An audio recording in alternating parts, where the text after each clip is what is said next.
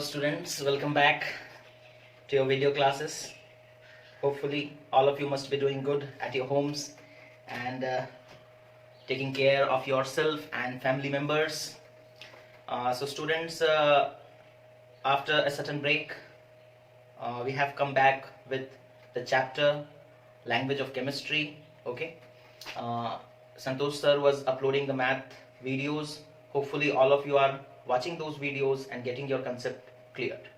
Okay, so moving ahead, we will today start chemistry. Physics 1 chapter has been completed and today we will start with chemistry. That is, the name of the chapter is language of chemistry. Language of chemistry.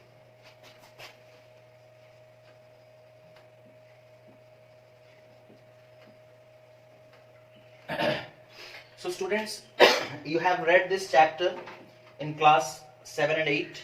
Okay, hopefully most of you would have gone through this chapter earlier in a better manner. So today we will continue this chapter. Okay, starting with the term element. What is the meaning of the term element in chemistry? Okay, element. Okay, तो बच्चों element क्या होता है यहां से हम लोग start करेंगे, उसके बाद धीरे धीरे आगे बढ़ेंगे. लैंग्वेज ऑफ केमिस्ट्री आप लोग पहले भी पढ़े हो, बट फिर से हम लोग इसे एक नए तरीके से, क्योंकि क्लास चेंज हुआ है तो लेवल थोड़ा चेंज होगा, है ना, तो उस हिसाब से हम लोग इस चीज को पढ़ेंगे. पहले कुछ बेसिक बातें कर लेते हैं, जैसे कि एलिमेंट क्या होता है. Okay, so it is a simple and pure form of matter. It is a simple and pure form of matter. It is a simple and pure form of matter which cannot be decomposed or which cannot be broken. Okay, which cannot be broken into more simpler substances. Into more simpler substances. Okay, तो element किसे कहते हैं बच्चों? कोई भी ऐसा चीज जो प्योर हो और अगर आप उसे ब्रेक करने का कोशिश करो तो उसमें से कोई नया सब्सटेंस ना निकले. जैसे कि सपोज कर लो, हम एक आयरन का पीस लेते हैं, ठीक है, उसे ब्रेक करते हैं. ब्रेक करेंगे तो आयरन छोटा होता जाएगा, और उसे जितना भी आप ब्रेक करो, चाहे फिजिकली आप उसे ब्रेक करने का कोशिश करो, चाहे केमिकल्स के द्वारा उसे आप ब्रेक करने का कोशिश करो, बट आयरन से आयरन ही निकलेगा बच्चों. आयरन से कोई दूसरा सब्सटेंस नहीं निकल सकता. आयरन विल रिमेन आयरन, है ना. नो मैटर तुम उसे कितना भी छोटा कर दो, वो आयरन ही रहेगा, है ना, वो आयरन ही रहेगा.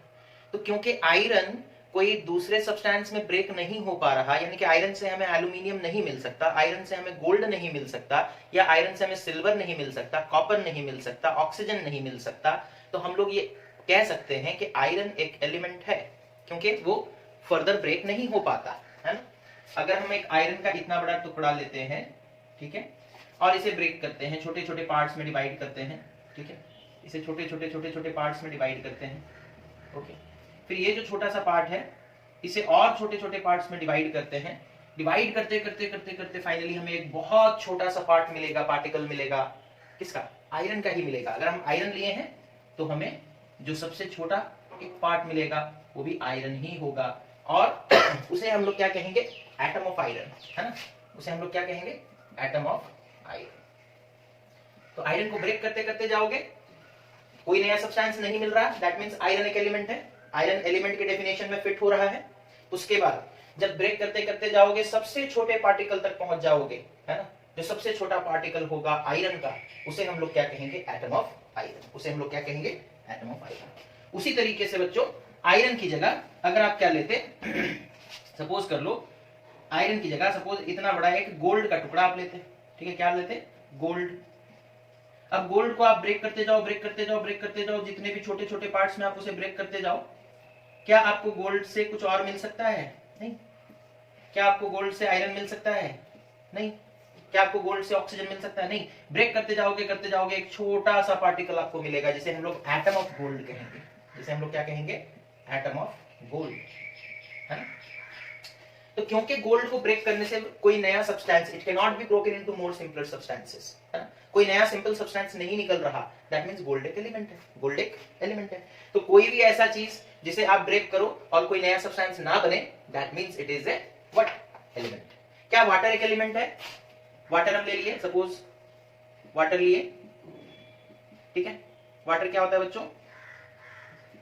दैट इज H2O, है ना। अब अगर सपोज कर लो हम इसे क्या करते हैं, इलेक्ट्रिसिटी इसके थ्रू पास कर देते हैं, क्या पास कर देंगे? Electricity, electric current. तो क्या होगा पता है? इसमें से दो गैसेस निकलेंगे, एक हाइड्रोजन, दूसरा ऑक्सीजन। तो वाटर दो नए सब्सटेंसेस में बट गया, है ना। दैट मींस वाटर कोई एलिमेंट नहीं है, water is not an element, is not an element, not an element. क्या ये एलिमेंट है? नहीं। एलिमेंट का डेफिनेशन देखो, it can not be broken into more simpler substances. लेकिन वाटर को तो ब्रेक किया जा सकता है, दो सब्सटेंसेस निकल रहे हैं, हाइड्रोजन, ऑक्सीजन, है ना। तो वाटर क्या एलिमेंट है? No, it is not an element. Okay, तो एलिमेंट क्या होता है समझ में आ गया आप लोगों को? ठीक। उसके बाद जो दूसरा डेफिनेशन है, दैट इज एटम। एटम क्या होता है?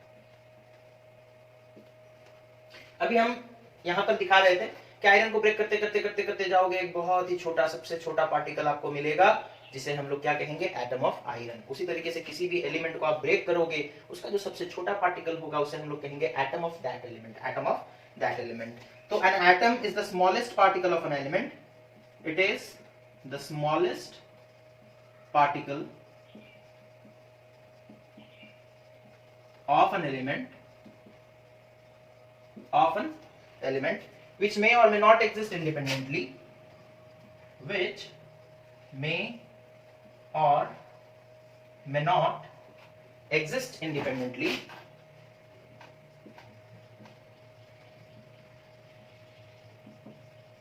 which may or may not exist independently but can take part in a chemical reaction, but can take part in a chemical reaction, in a chemical reaction, ठीक है। तो atom जो है वो element का सबसे छोटा पार्टिकल, एलिमेंट क्या है समझ में आ गया? एलिमेंट का सबसे छोटा पार्टिकल, उसे हम लोग क्या कहेंगे? एटम कहेंगे। और उसके बाद क्या लिखता है? which may or may not have independent existence or exist independently, वो अकेला रह भी सकता है, नहीं भी रह सकता है। एटम्स बहुत तरह के होते हैं बच्चों, जैसे हम लोग देखो ऑक्सीजन एक एलिमेंट है ना, उसका एटम O है, लेकिन ऑक्सीजन का एटम अकेले नहीं रहता, वो दूसरे ऑक्सीजन के एटम के साथ मिल जाता है और बन जाता है O2, है ना। ऑक्सीजन का एटम कभी कभी हाइड्रोजन के साथ मिल जाता है और बन जाता है H2O, ठीक है। ऑक्सीजन का एटम कभी कभी सोडियम के एटम के साथ मिल जाता है और बन जाता है Na2O, ठीक है। तो हम लोग यहाँ पर जो एग्जांपल देख रहे हैं उसमें ऑक्सीजन का एग्जांपल लिया गया और देखा गया कि ऑक्सीजन का एटम इंडिपेंडेंटली नहीं रह सकता। डेफिनेशन में देखो क्या लिखा, विच मे और मे नॉट एग्जिस्ट इंडिपेंडेंटली, रह भी सकता है नहीं भी रह सकता, तो ऑक्सीजन नहीं रह सकता। तो आप पूछोगे कि सर कौन रह सकता है इंडिपेंडेंटली, उसका भी एग्जांपल दे दीजिए। तो हीलियम, ये भी एक एलिमेंट है ना, इसका एटम होता है He, है ना, सिंबल क्या है? He, और ये बच्चों अकेला रह सकता है, इसे किसी के साथ कंबाइन करने का कोई जरूरत नहीं है, इंडिपेंडेंट है ना, किसी के सहारे का इसको जरूरत नहीं है, वो अकेला भी रह सकता है। और भी बहुत सारे एग्जांपल्स हैं, हीलियम हो गया, नियॉन अकेला रह सकता है, किसी के साथ कंबाइन नहीं करता, आर्गॉन अकेला रह सकता है, सिंबल है Ar, किसी के साथ कंबाइन नहीं करता। तो एटम्स जो है बच्चों वो अकेले रह भी सकते हैं और बहुत मोस्ट ऑफ द एटम्स वो अकेले नहीं रहते। हाइड्रोजन क्या अकेले रह सकता है? नहीं। हाइड्रोजन का एटम होता है H, सिंबल, अकेले रह सकता है? नो, दूसरे हाइड्रोजन एटम के साथ कंबाइन कर जाएगा, बन जाएगा H2, या फिर हाइड्रोजन क्लोरीन के एटम के साथ कंबाइन कर जाएगा, बन जाएगा HCl, ठीक है। तो हाइड्रोजन का एटम इंडिपेंडेंटली नहीं रह सकता, ठीक है, हाइड्रोजन का एटम इंडिपेंडेंटली नहीं रह सकता। समझ में आ गया एटम क्या है? ओके समझ में आ गया?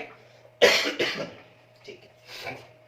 अब यहीं से आप देख सकते हो कि ऑक्सीजन का एटम इंडिपेंडेंटली नहीं रह सक रहा था, वो दूसरे ऑक्सीजन के एटम के साथ अगर कंबाइन कर जाता है तो वो बन जाता है O2। इसे हम लोग क्या कहेंगे? ये इंडिपेंडेंट है ना, O2 रह सकता है आराम से, है ना, O2 आराम से रह सकता है, उसे कोई प्रॉब्लम नहीं है, ठीक है। तो जो सब्सटेंस इंडिपेंडेंटली रह सकता है उसे हम लोग कहते हैं molecule, the smallest particle of matter which can exist independently, जो हमेशा इंडिपेंडेंटली रह सकता है। एटम के केस में क्या है, दो चीजें हैं, मे और मे नॉट एग्जिस्ट इंडिपेंडेंटली, लेकिन मॉलिक्यूल क्या है, they can always exist independently, they can always exist independently. तो एलिमेंट और एटम के बाद हम लोग आते हैं मॉलिक्यूल की तरफ। मॉलिक्यूल्स क्या होते हैं,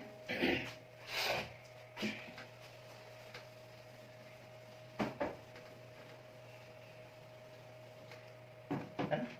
जो तीसरा टर्म यहां पर आएगा हमारे लिए वो है molecule.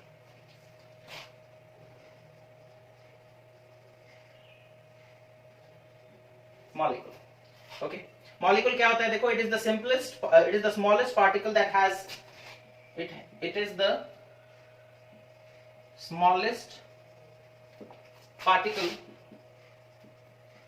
Of matter which can exist independently.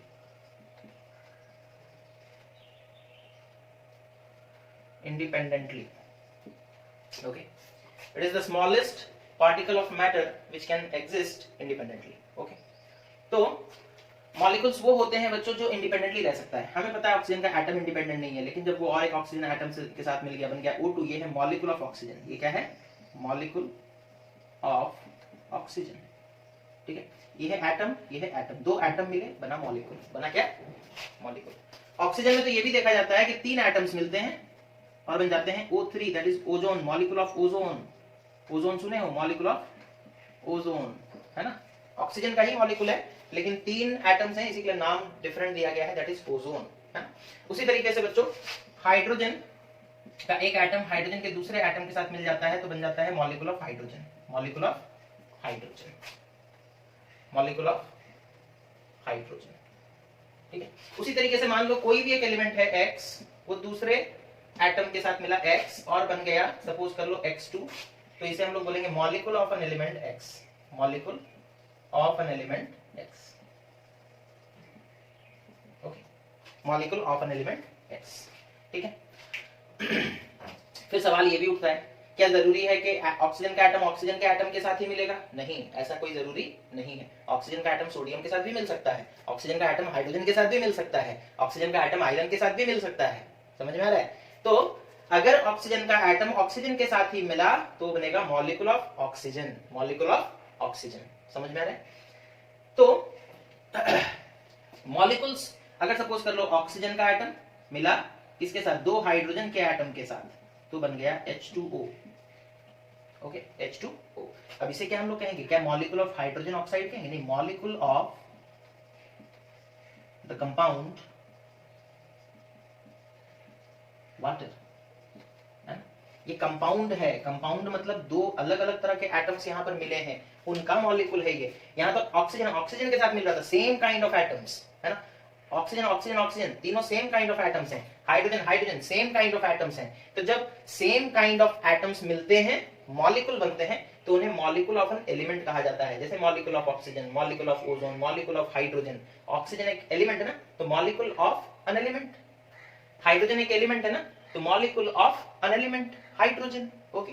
But यहां पर देखो, जब सेम काइंड के एटम्स मिलते हैं तो मॉलिक्यूल ऑफ एन एलिमेंट बनता है, और जब डिफरेंट, यहाँ पे हाइड्रोजन ऑक्सीजन के साथ मिला है बच्चों, तो यहां पर मॉलिक्यूल ऑफ कंपाउंड लिखा जाता है। क्या लिखा जाता है? Molecule of compound. कंपाउंड का मतलब होता है दो अलग अलग तरह के, दो या दो से ज्यादा अलग अलग तरह के एटम्स होंगे, ठीक है। तो फिर जैसे H2SO4, सल्फ्यूरिक एसिड, नाम सुने हो क्या आप लोग? यहाँ पे देखो, हाइड्रोजन एक तरह का एलिमेंट है, सल्फर दूसरा है, ऑक्सीजन तीसरा है, तीन तरह के एलिमेंट्स यहाँ पर है। तो इसे हम लोग क्या कहेंगे? Molecule of compound, molecule of compound, है ना, ठीक है, मॉलिक्यूल ऑफ कंपाउंड, है ना। कंपाउंड मतलब अलग अलग तरह के एलिमेंट्स मिल करके अगर मॉलिक्यूल बनाते हैं तो उन्हें हम लोग मॉलिक्यूल ऑफ कंपाउंड कहते हैं। क्या कहते हैं? Molecule of compound. तो इतना समझ में आ गया? ओके। तो मॉलिक्यूल दो तरह के हैं, है ना। Molecules are of two types. Molecules दो तरह के होते हैं, एक होता है molecule of an element, molecule of an element, ठीक है, और दूसरा होता है molecule of a compound, molecule of a compound, okay. Molecule of an element क्या होता है बच्चों? जिसमें एक ही तरह के एटम्स, एक ही एलिमेंट के एटम्स कंबाइन करते हैं तो उन्हें हम लोग कहते हैं molecule of an element. Okay, when two or more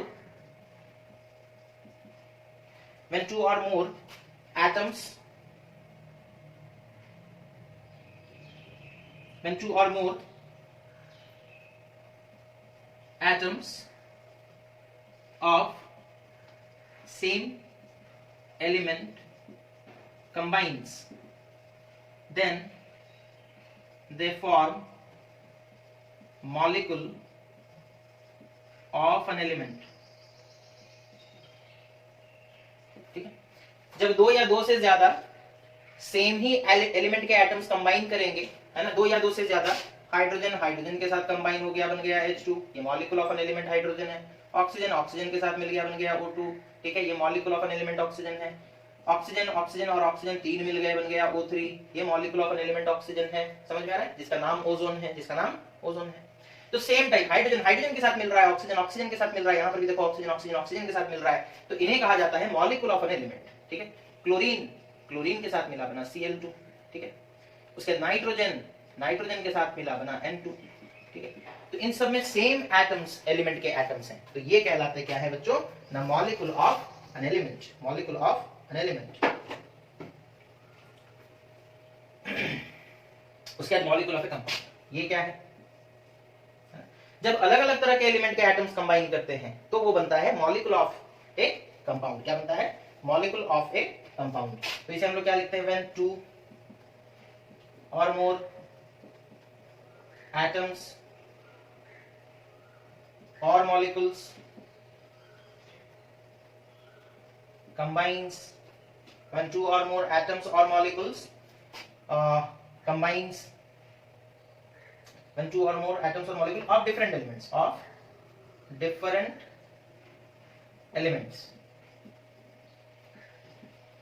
combines in a fixed ratio, then they form what? Molecule of a compound. Molecule of a compound. Okay, जब दो या दो से ज्यादा एटम्स या मॉलिक्यूल्स कंबाइन करेंगे, ठीक है, तो एक नया तरह का मॉलिक्यूल बनेगा जिसे हम लोग क्या कहेंगे? ना मॉलिक्यूल ऑफ कंपाउंड. जैसे सपोज कर लो, यहाँ देखो, ये हाइड्रोजन का मॉलिक्यूल है, ये क्लोरीन का मॉलिक्यूल है. ठीक है, दोनों को मिलाकर देखते हैं. हाइड्रोजन का मॉलिक्यूल मिला क्लोरीन के मॉलिक्यूल से, क्या बनेगा? ना हाइड्रोजन क्लोराइड. दो मॉलिक्यूल्स बने, किसके? हाइड्रोजन क्लोराइड के. ठीक है, तो यहाँ पर व्हेन टू और मोर एटम्स और मॉलिक्यूल्स, यहाँ मॉलिक्यूल्स कंबाइन किए और एक कंपाउंड मॉलिक्यूल बना. क्या बोला? Molecule of a compound. Molecule of a compound. ठीक है, तो इस तरीके से बच्चों मॉलिक्यूल्स जो है वो दो तरह के हैं. मॉलिक्यूल्स ऑफ एलिमेंट, इधर देख लो एग्जांपल. मॉलिक्यूल ऑफ कंपाउंड, इधर रहा उनका एग्जांपल. ठीक है, अब उसके बाद मॉलिक्यूल ऑफ एलिमेंट में हमें कुछ वेराइटीज के बारे में पढ़ना है. ठीक है, इसे मिटा दें. ठीक,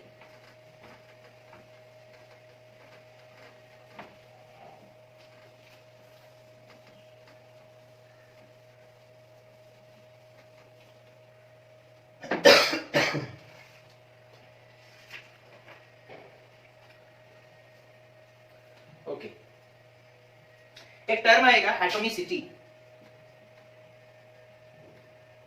एटॉमिसिटी का मतलब क्या होता है पहले देख लो. द नंबर ऑफ एटम्स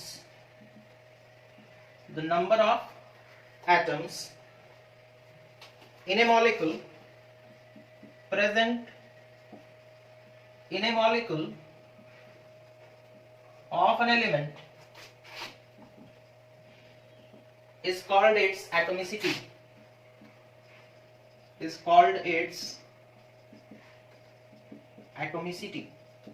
ठीक है, मॉलिक्यूल ऑफ एन एलिमेंट में, ठीक है, मॉलिक्यूल ऑफ एन एलिमेंट में कितने नंबर ऑफ एटम्स प्रेजेंट हैं उसे कहा जाता है एटोमिसिटी. उसे क्या कहा जाता है? Atomicity.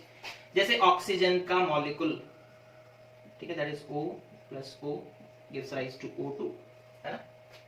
O plus O gives rise to O2, तो ये बना molecule of oxygen, molecule of oxygen. Element का मॉलिक्यूल है बच्चों, दोनों सेम है ना, ठीक है, ऑक्सीजन है ऑक्सीजन है, मिल करके क्या बना O2, ठीक है। कितने एटम्स प्रेजेंट है, 2, तो ये होगा डाई एटॉमिक। क्या होगा, diatomic. Di means 2, di means 2, atomic यानी कि 2 एटम्स प्रेजेंट है, 2 एटम्स प्रेजेंट है। आपसे कोई पूछेगा इसका एटॉमिसिटी कितना है, 2, atomicity is 2, atomicity is 2, 2 atoms present है ना, तो एटॉमिसिटी कितना होगा 2। उसी तरीके से हम लोग एक एग्जांपल लिए थे नोबल गैसेस का, याद है, हीलियम, मॉलिक्यूल ऑफ हीलियम, और हम बोले थे हीलियम किसी के साथ कंबाइन नहीं करता, हीलियम अकेला ही रहेगा, तो ये क्या हो जाएगा, mono atomic. Mono means 1, mono atomic. Atomicity कितना है ना 1, एटॉमिसिटी कितना है ना 1, ठीक है।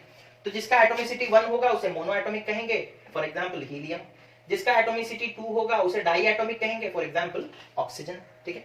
मोनो एटॉमिक के और कुछ एग्जांपल्स देख लो, हीलियम होगा, नियन होगा, आर्गन होगा, क्रिप्टन होगा, जेनन होगा, ये सब मोनो एटॉमिक है। ये सब क्या है, मोनो एटॉमिक, यानी कि एटॉमिसिटी कितना है 1, एटॉमिसिटी कितना है 1, ठीक है, दिख रहा है ये, ओके, समझ में आ गया। उसी तरीके से डाई एटॉमिक के और भी एग्जांपल्स देखते हैं। क्लोरीन का मॉलिक्यूल Cl2 है ना, ये डाई एटॉमिक है, ये कैसा है, डाई एटॉमिक। नाइट्रोजन का molecule N2 that is also diatomic, ठीक है। फ्लोरीन का molecule F2 that is also diatomic, ठीक है, 2 एटम्स है ना, तो डाई एटॉमिक। हाइड्रोजन का molecule H2 that is also diatomic, समझ में आ रहा है। तो ये सारे एग्जांपल्स किसके हैं बच्चों, डाई एटॉमिक के हैं, है ना, ओके। अच्छा, ट्राई एटॉमिक का देख लो एग्जांपल, ट्राई एटॉमिक यानी कि एटॉमिसिटी 3, ट्राई एटॉमिक मतलब क्या, एटॉमिसिटी 3। एग्जांपल में ओजोन, एग्जांपल किसका आएगा, ozone that is O3, example किसका आएगा, ओजोन दैट इज O3। उसका टेट्रा एटॉमिक, उसके बाद कौन आएगा, टेट्रा एटॉमिक। टेट्रा मींस 4, तो एटॉमिसिटी 4, एटॉमिसिटी जिसका 4 होगा उसे टेट्रा एटॉमिक कहेंगे, एटॉमिसिटी 4। जैसे कि फास्फोरस का मॉलिक्यूल, एग्जांपल फास्फोरस का मॉलिक्यूल, मॉलिक्यूल ऑफ फास्फोरस, ठीक है, दैट इज P4, ठीक है, P4। और फाइनली ये तो देख लिया आप लोग, क्लोरीन डायटोमिक है, nitrogen diatomic, fluorine diatomic, hydrogen diatomic, और भी बहुत सारे एग्जांपल हो सकते हैं, हम लोग इतना लिखे हैं। उसके बाद फाइनली आता है जो ऑक्टा एटॉमिक, ऑक्टा एटॉमिक मतलब एटॉमिसिटी 8, एटॉमिसिटी 8, ओके, जिसे हम लोग कहते हैं सल्फर का एग्जांपल में लेते हैं, सल्फर, ठीक है, दैट इज S8, ओके। तो ये हो गया बच्चों क्या ना, एटॉमिसिटी, ठीक है। हम लोग एलिमेंट क्या है वो पढ़े, एटम क्या है वो पढ़े, मॉलिक्यूल्स क्या होते हैं वो पढ़े, कितने प्रकार के मॉलिक्यूल्स होते हैं वो पढ़े, और मॉलिक्यूल्स के एटॉमिसिटी के बारे में भी यहां पर जाने, ठीक है, ओके। ये खत्म, मिटा दे, ओके, ठीक।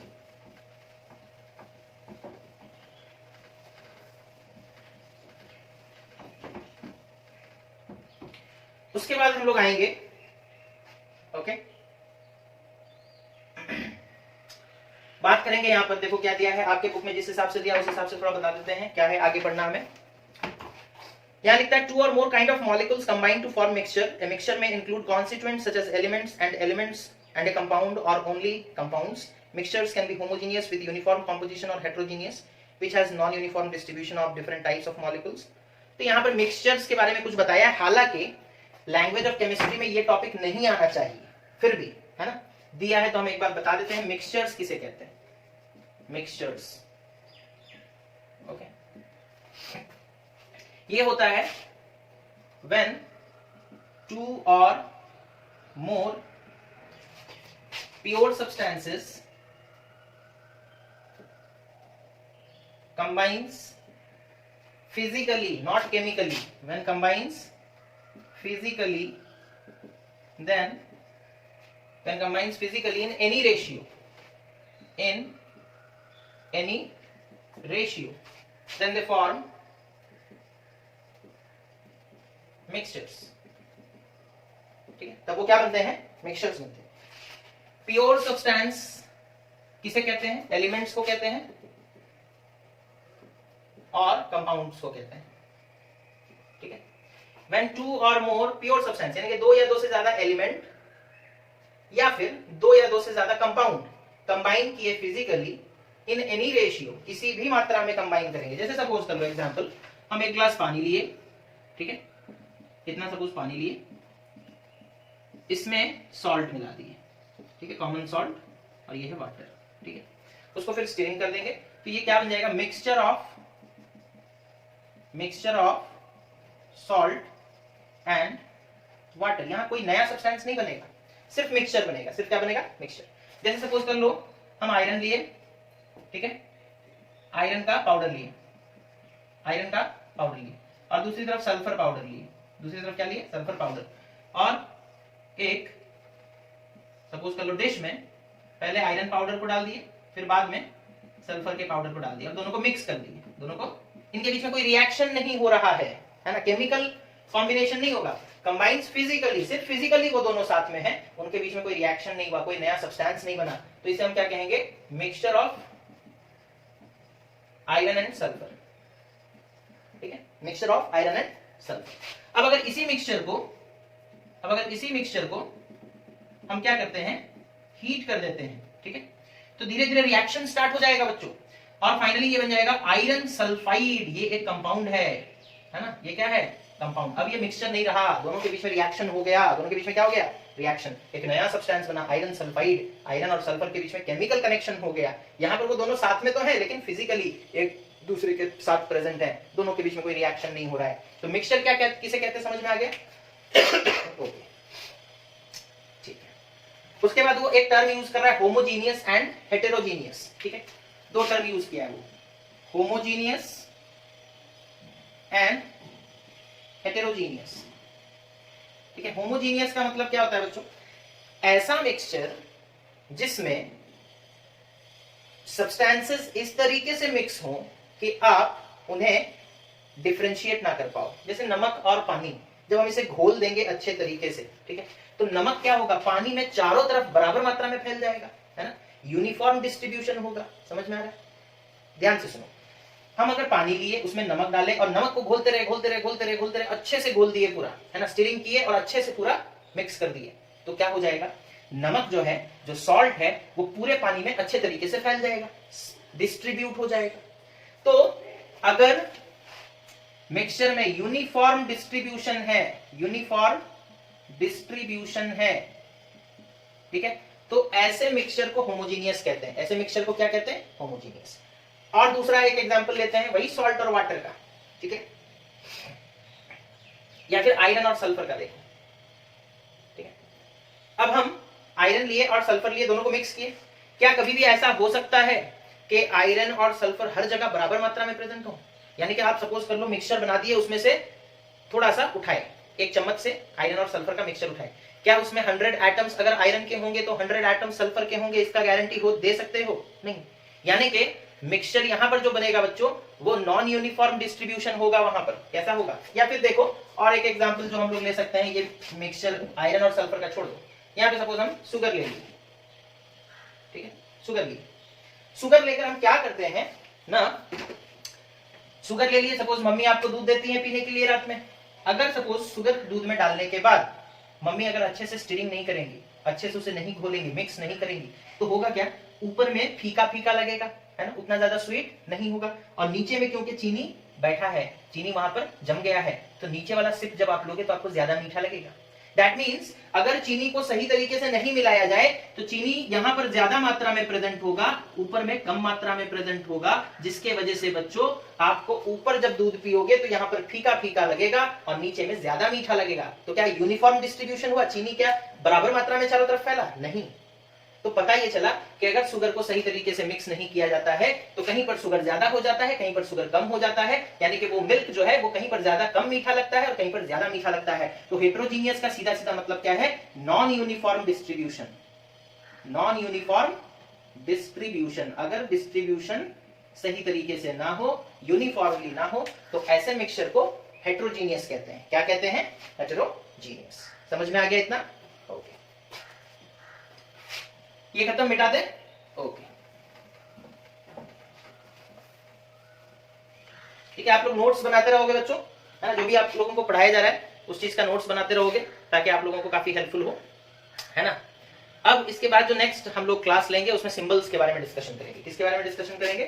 सिंबल्स क्या होते हैं, वैलेंसी, ठीक है, सिंबल्स के बारे में डिस्कशन करेंगे, वैलेंसी के बारे में डिस्कशन करेंगे, और किस चीज के बारे में, आयंस, ठीक है ना, एंड